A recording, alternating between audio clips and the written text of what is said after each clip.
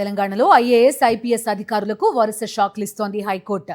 IPS Ranganath వ్యవహారం మర్చిపోకముందే తాజాగా senior IAS అధికారి సందీప్ కుమార్ సుల్తానియా కేసు తెలంగాణ పాలనా వర్గాల్లో చర్చనీయాంశంగా మారింది. కోర్టు ఆదేశాల అమలులో ఎందుకు పదే పదే నిర్లక్ష్యం జరుగుతోంది?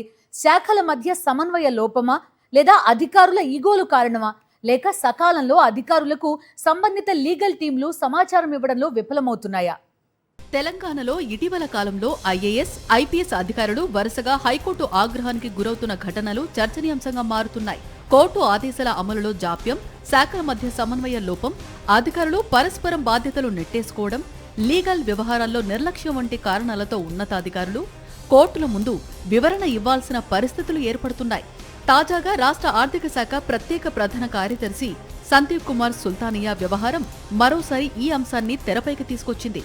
సికింద్రాబాద్ కంటోన్మెంట్ బోర్డుకు విడుదల చేయాల్సిన నిధుల విషయంలో గతంలో హైకోర్టు ఇచ్చిన ఆదేశాలు అమలు కాకపోవడంతో కోర్టు తీవ్ర ఆగ్రహం వ్యక్తం చేసింది. తొలుత ఫారం 1 నోటీసు జారీ చేసి అవసరమైతే అరెస్టు చేసి కోర్టు ముందు హాజరుపరచాలని హైదరాబాద్ పోలీస్ కమిషనర్కు ఆదేశాలు ఇచ్చింది. దీంతో సందీప్ కుమార్ సుల్తానియా స్వయంగా హైకోర్టుకు హాజరై వివరణ ఇవ్వడంతో తదుపరి విచారణను కోర్టు కొనసాగించింది. ఇది ఒక్కటే కాదు, ఇటీవల హైడ్రా దూకుడుకు సంబంధించి హైడ్రా కమిషనర్, ఐపీఎస్ అధికారి రంగనాథ్ వ్యవహారంలోనూ హైకోర్టు తీవ్ర వ్యాఖ్యలు చేసిన సంగతి తెలిసిందే.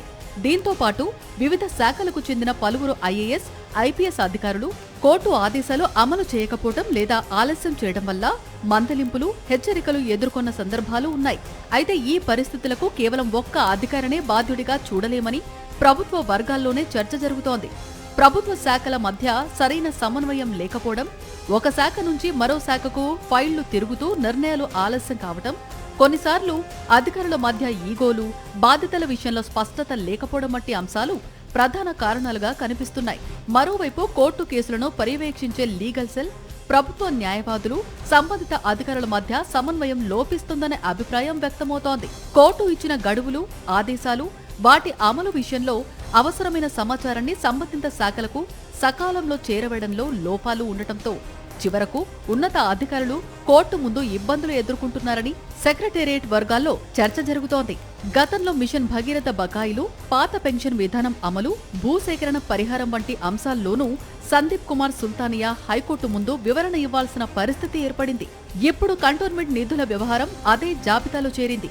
న్యాయస్థానాల ఆదేశాలు అమలు చేయడం ప్రభుత్వ యంత్రాంగం రాజ్యాంగబద్ధమైన బాధ్యత అని హైకోర్టు పలుమార్లు స్పష్టం చేసింది.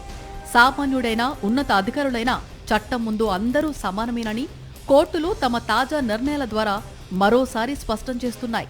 ఇకనైనా శాఖల మధ్య సమన్వయాన్ని మెరుగుపరచడం, కోర్టు కేసుల పర్యవేక్షణను మరింత సమర్థంగా నిర్వహించడం, లీగల్ వ్యవహారాల్లో నిర్లక్ష్యానికి తావు లేకుండా చర్యలు తీసుకోవడం ద్వారా కోర్టుల ముందు తలదించుకోవాల్సిన పరిస్థితులను నివారించవచ్చని న్యాయ, పరిపాలన వర్గాలు అభిప్రాయపడుతున్నాయి. లేకపోతే ఐఏఎస్, ఐపీఎస్ అధికారులు తరచూ కోర్టు ఆగ్రహానికి గురవుతున్న ఘటనలు కొనసాగుతాయని, దాంతో పాలనాపరమైన సమస్యలు అధికం అవుతాయనే అభిప్రాయం సర్వత్రా వ్యక్తమవుతోంది. మరిన్ని అప్డేట్స్ కోసం ఛానల్ను సబ్స్క్రైబ్ చేయండి. నోటిఫికేషన్స్ కోసం బెల్ ఐకాన్ పై క్లిక్ చేయండి.